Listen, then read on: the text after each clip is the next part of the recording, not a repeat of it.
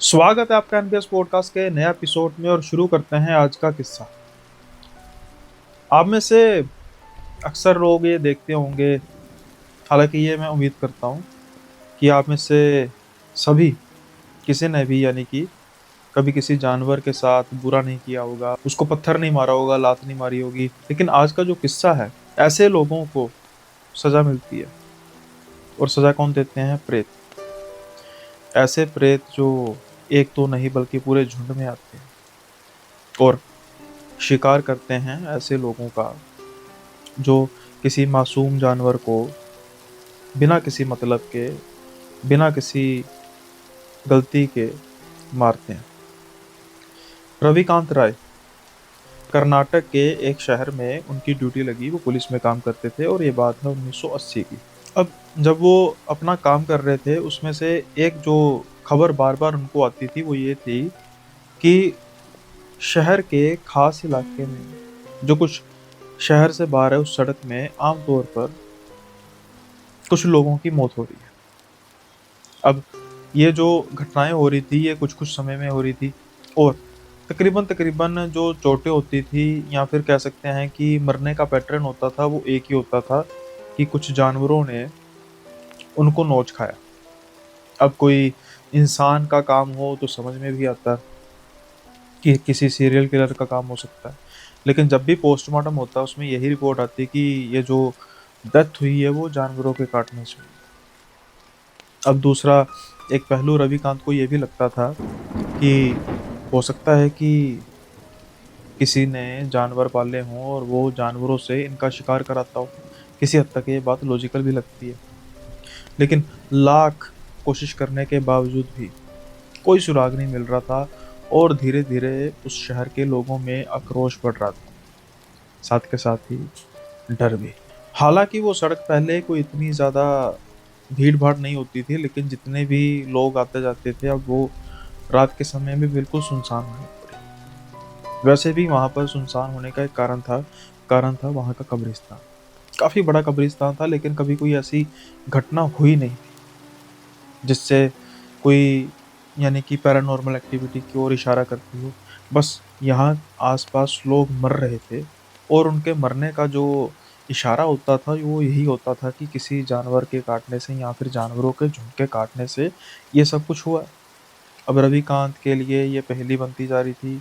वो इस इलाके के इंस्पेक्टर थे, प्रेशर भी था, गाहे बगाहे मौतें होती थी, लेकिन कोई भी पैटर्न यानी कि उन विक्टिम्स का कोई भी पैटर्न समझ लग नहीं रहा। समय बीतता जा रहा था और साथ के साथ ये पहेली भी और गहरी होती जा रही थी और साथ के साथ खौफ। कई बार रविकांत इस जगह से निकले। उन्होंने काफ़ी देर तक छुपकर सिविलियन ड्रेस में ट्राई की कि शायद कोई आदमी गुजरे, मैं देखूं कुछ जानवरों का झुंड उन्हें पकड़ता है। फिर मैं उस हिसाब से पहले ही तैयारी करके रखता हूँ, यानी कि कुछ लोगों का रिवॉल्वर वगैरह यानी कि हथियार वगैरह सब कुछ, जिससे कि हम बचाए जा सके और हमें थोड़ा सा कोई लीड तो मिले कम से कम। लेकिन हैरानी वाली बात ये थी कि रात को तो दूर, दिन के समय में भी वहां पर कोई इक्का दुक्का कुत्ते ही थे और उनको भी म्यूनिसिपल पकड़ कर ले गए। लेकिन जो हत्याएं होती थी उनका जो पैटर्न होता था वो यही होता था कि कम से कम कुत्तों का झुंड होगा, कम से या कोई जानवर का झुंड होगा, कम से कम 5-6 तो रहे होंगे। अब उस सड़क पर कोई एक कुत्ता भी नहीं था, तो फिर ये जो काम है किसी शेर का है, किसी बाघ का है। हालांकि जो ये शहर है किसी जंगल के आसपास भी नहीं पड़ता और कोई बाग वगैरह भी नहीं है, गार्डन भी नहीं है और कोई झाड़ियाँ भी नहीं है, यानी कि जहाँ पर कोई जानवर किसी जंगल से दूर से भाग कर आ भी गया और छू सके, कुछ भी ऐसा नहीं था। अब धीरे धीरे पैटर्न जो है वो मिलना शुरू होता है रविकांत को उनकी मेहनत की वजह से। कुछ लोग ऐसे थे जो व्हीकल का यूज करते थे। अब जब लोग मरे, उन्होंने उनके घर जाना शुरू किया तो वैसे ही पूछना शुरू किया कि मरने से पहले कुछ हल्की फुल्की भी कोई बात हुई हो, किसी से लड़ाई झगड़ा हुआ। सबका जवाब ना होता। फिर जब ये गाड़ी को चेक करते, यानी किसी के पास अगर स्कूटर था उसको चेक करते, इक्का दुक्का किसी के पास गाड़ी होती उसको चेक करते, इनको कुछ गाड़ियों में चीजें नजर आनी शुरू हुई। वो क्या थी? कुछ गाड़ियों पर डेंट पड़े हुए थे। अब कोइंसिडेंस हो सकता है कि जितने भी ये विक्टिम हैं उनमें से किसी की एक की गाड़ी पर डेंट होगा हल्का फुल्का।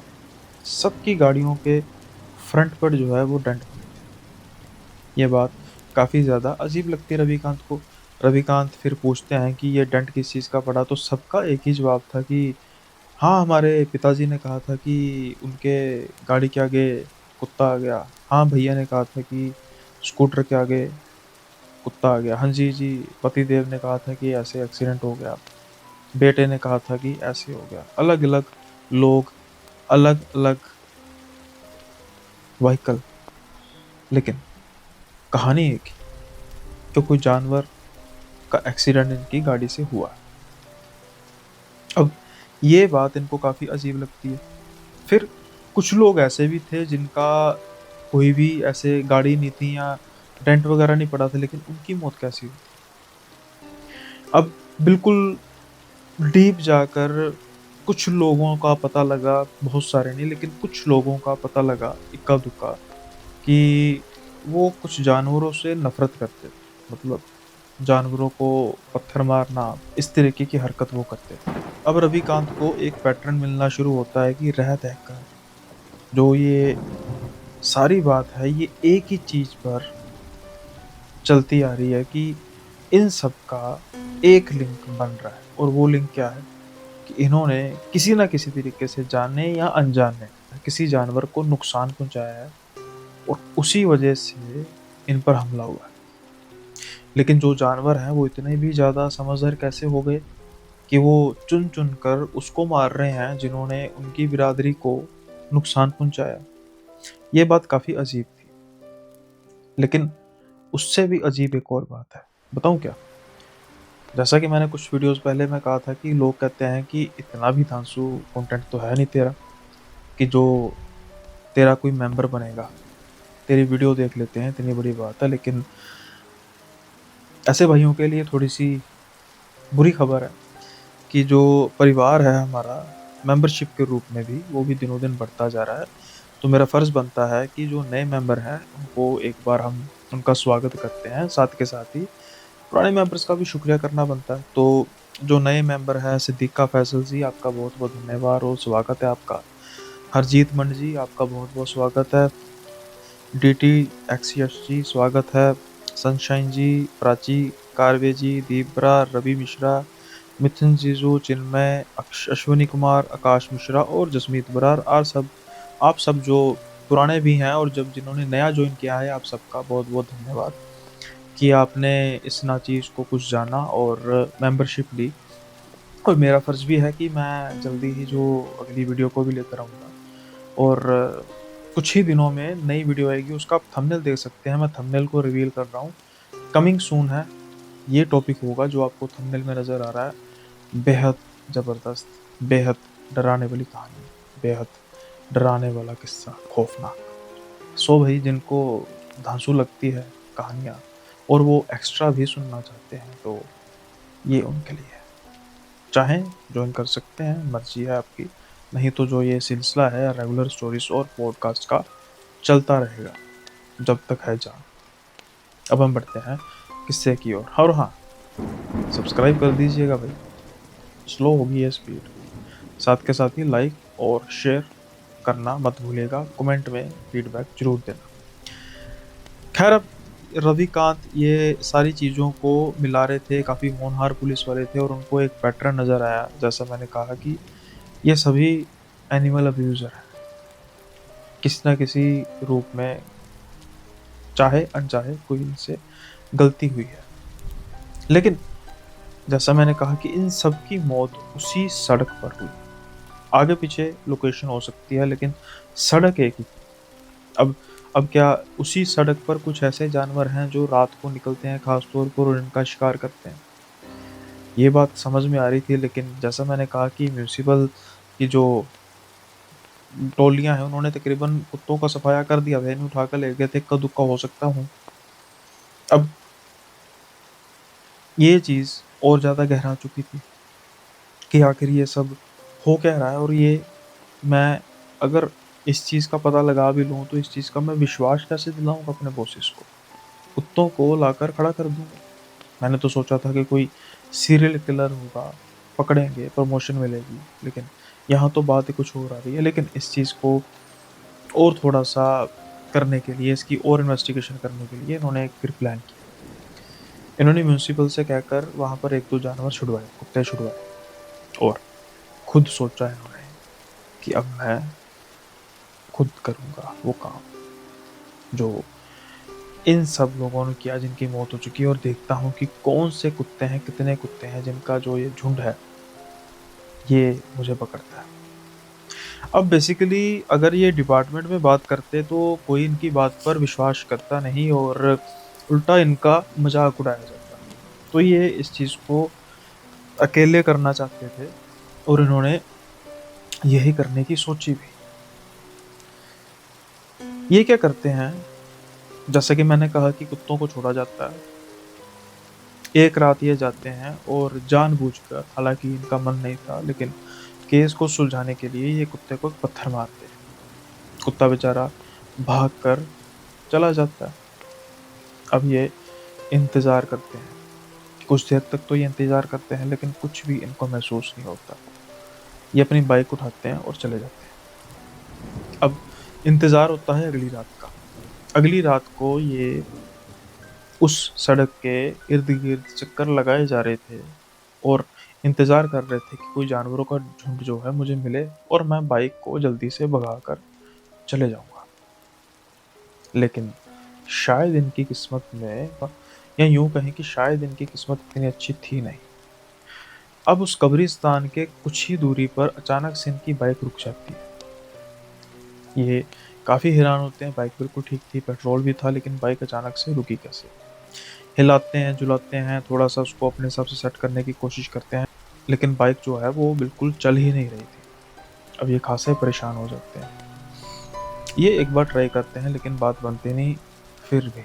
लेकिन कुछ समय बाद इनको ऐसा आभास होता है कि कुछ दूर से आवाज़ें आ रही हैं, कुछ जानवरों की। शायद ये वही जानवर थे जो जिसकी तलाश में ये आए थे। लेकिन ये समय ठीक नहीं था, क्योंकि इनकी अब बाइक खराब हो चुकी थी, और अगर कुत्तों का झुंड बड़ा हुआ तो इनसे भागा नहीं जाएगा बहुत ज़्यादा देर तक। ये जल्दी से बाइक से उतरते हैं। इनको दूर से एक झुंड आता दिखाई दे रहा था, और ये झुंड आ रहा था कब्रिस्तान से दीवारों को फांद कर, और उनकी जो आँखें थी लाल, जैसे कि अंगारे दहल रहे हों। आमतौर पर रोशनी पड़ने पर कई जानवरों की आँखें चमकती हैं, लेकिन इतनी ज़्यादा नहीं। ये जितने भी कुत्ते थे, ये सभी के सभी बिल्कुल जेट ब्लैक, काले। अब इनके पास कोई चारा नहीं था, ये जल्दी से भागते हैं। पास में एक पेड़ था, वहाँ पर ये चढ़ जाते हैं।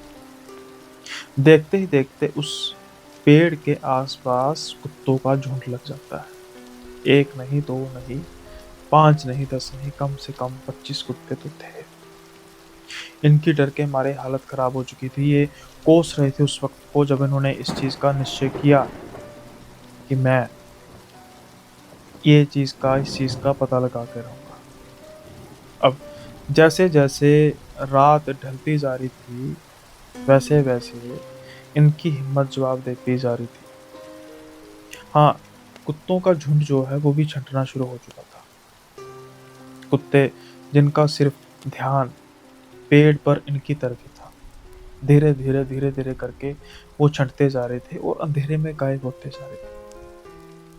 इनका ध्यान पड़ता है कब्रिस्तान के, क्योंकि ये थोड़ी-सी ऊँचाई पर थे, तो इनका ये ध्यान पड़ता है कि कब्रिस्तान के दीवार के उस पार एक मुझे कमरे-नुमा चीज़ दिखाई दे रही है, और दूर से दिख रहा था कि शायद उसका दरवाज़ा हल्का-सा खुला हुआ है।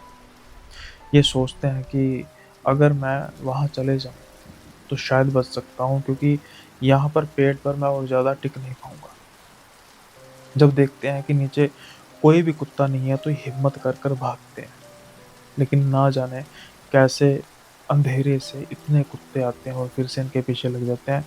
गनीमत थी कि तब तक ये दीवार फाँद कर उस कमरे की ओर चले जाते हैं। अब वो कमरे का दरवाज़ा बंद करते हैं जो लोहे से बना था, तो कुत्ता तो कोई आ नहीं सकता था। फिर ये सारी जालियाँ देखते हैं, जालियाँ जो बिल्कुल ग्रिल बनी हुई थी, पक्के लोहे से बनी थी, तो इनको तसल्ली होती है। अब इनके जो 2-3 घंटे थे वो भी काफ़ी मुश्किल थे, कुत्ते अंदर आ तो नहीं सकते थे, लेकिन उनके भौंकने की आवाज़, घुर्राने की आवाज़ इनको ख़ासा परेशान कर रही थी।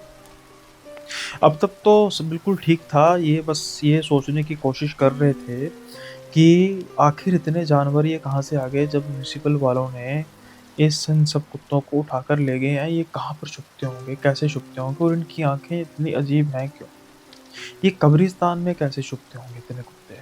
क्या कब्रिस्तान का कोई जो केयर टेकर है उसको नहीं पता कि इतने कुत्ते हैं, दिन के समय ये कहाँ जाते हैं, कहाँ छुपते हैं? ये जो सवाल है, इसका जवाब इनको बहुत जल्द मिलने वाला था, क्योंकि जैसे-जैसे दिन चढ़ना शुरू हुआ, ये पहले महसूस करते हैं कि कुत्तों की आवाज़ आनी कम हो चुकी है। फिर ये जाली से देखते हैं, अभी अंधेरा छँटा नहीं था, ये देखते हैं कि जो ये कुत्ते हैं, ये कब्रों के पास जा रहे हैं और उसके बाद जाके ये बेहोश हो जा रहे हैं। इनको काफ़ी अजीब बात लगती है कि ये कैसे हो सकता है? गायब हो गए? क्या ये कुत्ते हैं या फिर क्या है? पता नहीं। जैसे-तैसे जब सुबह होती है, बिल्कुल शांत हो जाता है, तो ये देखते हैं कि एक मौलवी साहब जो हैं वो कब्रिस्तान में आ रहे हैं, जल्दी से दरवाज़ा खोलते हैं, मौलवी साहब को मिलते हैं और उनको सारी बात बताते हैं। मौलवी साहब कहते हैं कि आज से कई साल पहले यहाँ पर म्युनिसिपल वालों ने कुत्तों का नरसंहार करके इनको दबा दिया था। वो साइड पे कोने पे जो आप ज़मीन थोड़ी-सी ऊँची देख रहे हो ना, सभी कुत्तों की लाशें वहाँ पे। अब जो आप बात कह रहे हो, मुझे नहीं पता कि कितनी सच है, कितनी झूठ है, लेकिन हो सकता है।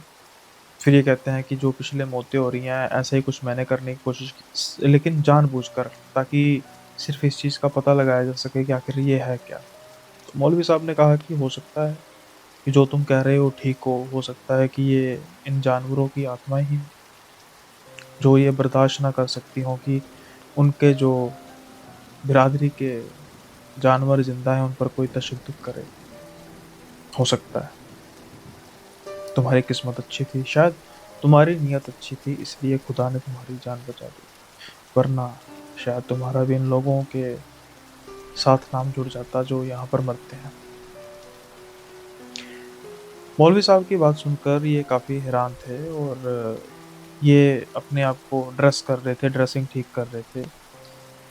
वो कहते हैं पर मौलवी साहब एकदम से जब घूमते हैं, तो मौलवी साहब वहाँ पर थे ही नहीं।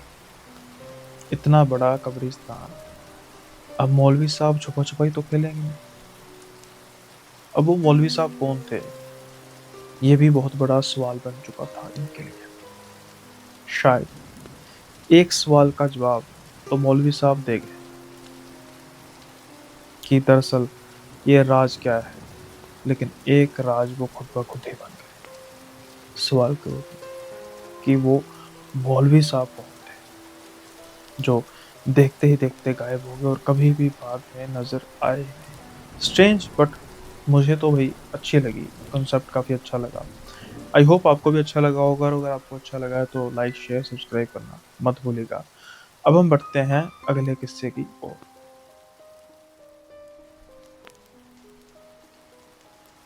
वो कहते हैं ना कि हर बार मज़ाक अच्छा नहीं होता। आमतौर पर जब लड़के-लड़कियाँ हॉस्टल में पढ़ते हैं तो प्रैंक चलता ही रहता है। लेकिन कई बार कुछ लोग या कह सकते हैं कि कुछ प्रेत इस चीज़ का ज़्यादा ही बुरा मान जाते हैं और ये किस्सा भी कुछ ऐसा ही है। नंदिनी कहती हैं कि मुंबई का एक कॉलेज जहाँ पर हॉस्टल अभी नया-नया बन रहा था, तो जब हॉस्टल बनकर तैयार हुआ काफ़ी अच्छा था, 4 मंजिला हॉस्टल था और जो लड़कियाँ थीं इनको मिलाकर सभी शरारती लड़कियाँ थीं। ये सभी एक-दूसरे के साथ प्रैंक किया करती थीं। जो सिक्योरिटी गार्ड थे ना वहाँ के, ये इन्होंने प्लान किया कि किसी दिन ना उनके साथ भी ये प्रैंक करेंगी। तो एक दिन क्या हुआ कि एक लड़की जो थी उसने सफ़ेद रंग की साड़ी डाली और वो टॉप पर चलनी शुरू हो गई, बिल्कुल छत के टॉप पर। अब एक लड़की चीख मारती मारती सिक्योरिटी गार्ड के पास गई और उन्होंने सिक्योरिटी गार्ड को दिखाया कि वो देखो आत्मा, वो देखो आत्मा। अब सिक्योरिटी गार्ड जब देखते हैं, कुछ बुजुर्ग थे बेचारे, जब वो सिक्योरिटी गार्ड देखते हैं तो बाल बिखरे हुए, हवा चल रही थी और एक आत्मा छत पर खड़ी है। सिक्योरिटी गार्ड तो बेचारे पूरी तरह डर जाते हैं, वो तो बेहोश हो जाते हैं। सभी लड़कियां खूब एंजॉय करती हैं एक बुजुर्ग के इस हालत का। ऐसा ही ये 2-3 दिन करती रही, लेकिन उसके बाद उनको पता लगा कि सिक्योरिटी गार्ड ने जॉब छोड़ दी। यहाँ पर ये सीरियस हो जाती है। बुरा भी लगता है कि उनकी वजह से बेचारे उन्होंने जॉब छोड़ दी, लेकिन अब ये बात किसी को बताना नहीं चाहती थी, क्योंकि अगर ये बताती तो फिर उनको निकाल दिया जाता। हालांकि किसी को इन्होंने बात बताई नहीं थी, लेकिन वहाँ पर कोई था शायद जिसको ये बात पता थी और उसको ये बात अच्छी लगी, क्योंकि जो प्रैंक ये लड़कियां कुछ समय से उस बेचारे सिक्योरिटी गार्ड के साथ कर रही थी, अब ये प्रैंक कुछ उनके साथ भी होने वाला था। लेकिन प्रैंक नहीं कहना चाहिए असली। कुछ समय बाद इनका, लड़कियों का खास तौर पे जो प्रैंक करती थी, इनका दरवाज़ा अचानक से रात को खटखटाया जाने लगा। पहले तो ये आपस में लड़ती थी कि शायद कोई आपस में एक दूसरे के साथ मजाक कर रहा है, लेकिन ऐसा कुछ था नहीं। ये हरकतें अब तकरीबन रेगुलर ही हो चुकी थी। इनको डर भी लगता था, लेकिन ये अपना एक घिनौना राज किसी को बताना नहीं चाहती। लेकिन एक बार तो हद ही होगी। नंदिनी कहती है कि मेरी जो रूममेट थी श्रुति, वो तो बस मरते मरते बची। हम किसी कॉलेज का फेस्ट था, हम सभी हॉस्टल में थे नहीं। श्रुति की तबीयत कुछ ठीक नहीं थी तो वो रेस्ट करना चाहती थी। वो तो गनीमत थी कि हम जब एंटर करती हैं हॉस्टल में, हम देखते हैं कि श्रुति ठीक वैसे ही वहाँ पर हॉस्टल के टॉप पे खड़ी है। हम जल्दी से भागती हैं, श्रुति को आवाज लगाते हैं। श्रुति तो किसी होश में थी ही नहीं। बस जैसे तैसे करके हम श्रुति को पकड़ती हैं, और जब श्रुति को पकड़ कर झोंकती है कि तुझे क्या हुआ, फिर वो होश में आती है और वो कहती है कि मैं यहाँ पर कैसे। अब श्रुति बताती है कि जब वो अपनी सेंस में नहीं थी, उससे तो पता नहीं होगा, लेकिन उससे पहले वो आराम कर रही थी हॉस्टल में, अचानक से उसको किसी के हंसने की आवाज़ आती है। वो देखती है कि उसके दरवाजे के पास कोई खड़ा हुआ है या खड़ी हुई। ये दरवाज़ा खोलती है तो उसको एक परछाई, सिर्फ और सिर्फ एक परछाई चलती हुई दिखाई देती है सीढ़ियों की तरफ, यानी कि टॉप की तरफ। बस उसके बाद इसको कुछ याद नहीं। जब बात यहाँ तक पहुँच चुकी थी तो फिर अब ये बात छुपाने का कोई फ़ायदा नहीं था। लड़कियाँ गई वार्डन के पास और उनको ये सारी कहानी बताई, खूब डांट पड़ी, सस्पेंशन तक बात आ गई और जैसे तैसे करके सिक्योरिटी गार्ड को वापस बुलाया गया। लेकिन जो प्रैंक था वो तो समझ में आता था, लेकिन ये क्या था। फिर पंडित जी को बुलाकर एक बार शुद्धिकरण किया गया। पंडित जी ने भी खूब डांटा कि कई बार ऐसी चीज़ें जो होती हैं वो बस आसपास भटकती रहती हैं और उनको सिर्फ एक बहाना चाहिए होता है। हालांकि ऐसी कोई हरकत बाद में उस हॉस्टल में हुई नहीं, लेकिन ये सबक थी नंदिनी, श्रुति और इन सब लड़कियों के लिए, या उन सब लोगों के लिए जो इन बातों का मजाक बनाते हैं, लेकिन जब इनको हिट बैक होता है तो बेहद बेहद बुरे तरीके से। बढ़ते हैं अगले किस्से की ओर।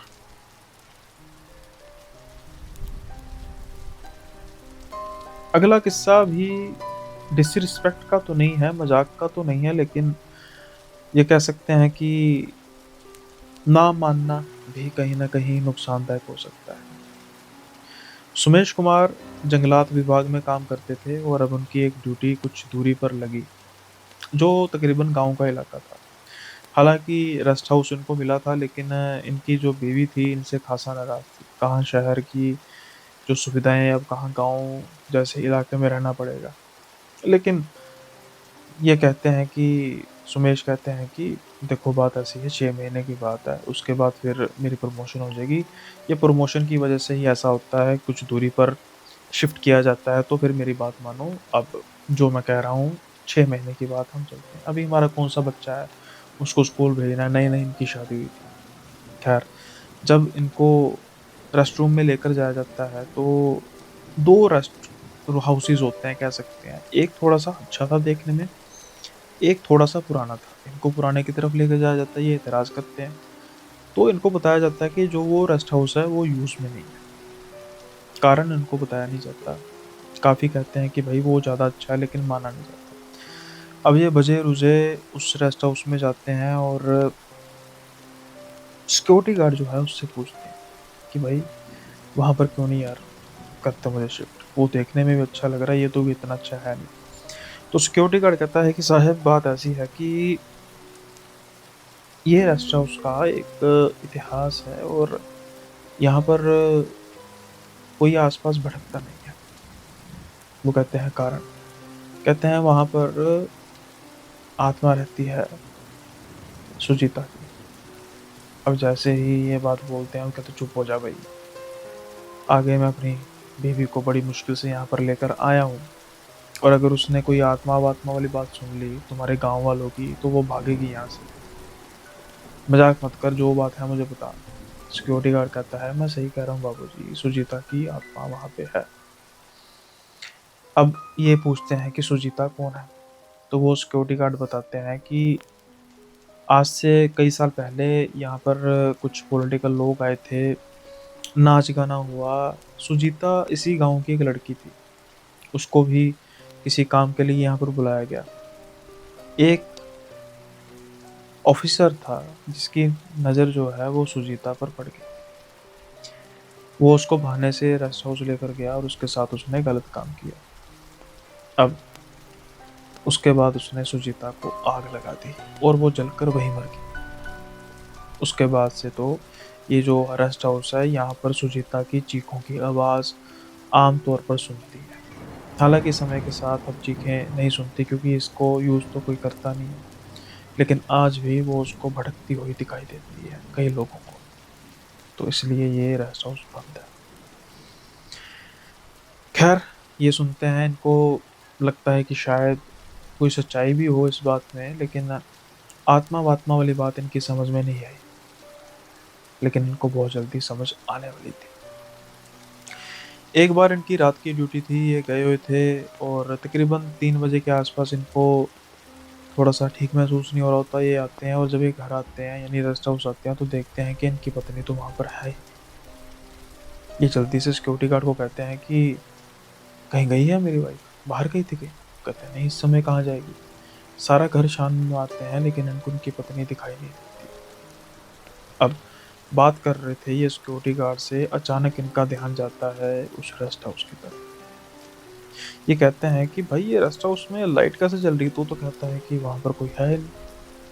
जब सिक्योरिटी गार्ड देखता है तो वो भी देख के हैरान रह जाता है। ये कहते हैं कि हो ना हो ये मेरी पत्नी गई है, उसको होगा कोई ना कोई कि मैं वहाँ पर जाकर देखती हूँ। सिक्योरिटी गार्ड कहता है कि प्लीज़ आपसे हाथ जोड़कर विनती है, मत जाइए वहाँ पर, ये वो नहीं है, आपकी पत्नी नहीं है, उसकी आत्मा है सुजीता की। लेकिन लाख मना करने के बावजूद ही वहाँ पर जाते हैं। ताला नहीं लगा हुआ था, जस्ट कुंडा लगा था, कुंडा खोलते हैं, अंधेरे में टॉर्च मारते हैं लेकिन वहाँ पर इनको कोई नज़र नहीं आता। अब जो प्रकाश नज़र इनको आ रहा था, लाइट नज़र आ रही थी, वो भी नज़र नहीं आ रही थी। ये सारा इधर-उधर ढूँढते हैं लेकिन अब इनको आवाज़ आती है चीखों की, ज़ोरदार चीखें, दर्दनाक चीखें। इनके कानों के आस-पास चीखें घूम रही थी। ज़्यादा देर ये बर्दाश्त कर नहीं सकते और ये जल्दी से बाहर भागते हुए आते हैं। सिक्योरिटी गार्ड वहीं खड़ा था। वो कहता है जल्दी से साहब अंदर जाइए, अपने रेस्ट हाउस में जाइए। लेकिन जब रेस्ट हाउस में जाते हैं तो इनकी हैरानी की सीमा नहीं होती कि जिस पत्नी को ये ढूँढ-ढूँढ कर थक चुके थे, वो तो आराम से अपने बिस्तर पर सो रही थी। तो फिर क्या कोई मायाजाल था? मायाजाल था क्या किसी आत्मा का? क्या एक वार्निंग थी कि रिस्पेक्ट की जाए, मज़ाक ना बनाया जाए? हालाँकि इस घटना के बाद उन्होंने अपनी पत्नी से कोई बात ऐसी की तो नहीं, लेकिन बस उन्होंने इंतज़ार किया कि जैसे-तैसे 6 महीने गुज़रे और वो यहाँ से रफ़ा-दफ़ा हो। इस दौरान उन्होंने एक बार भी उस गेस्ट हाउस की तरफ देखा तक नहीं, क्योंकि इनको मालूम था कि शायद कोई है जो नहीं चाहता कि हम लंबे समय तक यहाँ पर रहें या फिर उसका मज़ाक बनाया जाए। आई होप ये किस्सा भी आपको पसंद आया होगा। और अब कमेंट्स वगैरह का कर लेते हैं, बड़े दिन हो गए कमेंट्स को हमने गो थ्रू नहीं किया, अगर किया भी है तो कुछ मैटर्स पर किया था। सो पहला कमेंट है वो है नेरुतो फैन क्लब 5044 कहते हैं भाई hard work page of one day 10 million views. लंबा समय है लेकिन कभी ना कभी तो हो गए भाई। अच्छा भाई, एक भाई कहते हैं कि तेरा चैनल ग्रो क्यों नहीं कर रहा है, मालूम है तेरे को, क्योंकि तू स्टोरी सुनाते वक्त बीच में बहुत बकवास करता है। क्यों भाई, बताने के लिए, पता लग गया मुझे। इसके अलावा मनजिंदर देओल जी हैं, इनके लिए शाउट आउट है। ये कह रहे हैं हेलो, की हाल है वीर, बहुत बढ़िया बढ़िया होता है आपका पॉडकास्ट वीर, मेरा नाम भी वीडियो में ले लेना। मनजिंदर देओल जी, बहुत बहुत धन्यवाद पॉडकास्ट को देखने के लिए, सुनने के लिए, लाइक करने के लिए, और आपका नाम भी ले लिया। और जहाँ तक मेरा ख्याल है आप काफ़ी समय से मैसेज वगैरह भी करते हैं, कमेंट वगैरह भी करते हैं वीडियोस पे, कुछ क्रिटिकल होते हैं, कुछ अप्रिशिएटिंग होते हैं। तो आई होप जहाँ पर आपके क्रिटिकल पॉइंट्स होंगे वहाँ पर आपको कुछ सुधार देखने को मिला होगा। तो अगर नहीं भी मिला तो धीरे धीरे होगा, ऐसी कोई बात नहीं है, ज़िंदगी में सुधार हमेशा चलता रहता है। खैर, मुझे दिमाग में था कि शायद मैं भूल रहा हूँ कहीं ना कहीं। इसके अलावा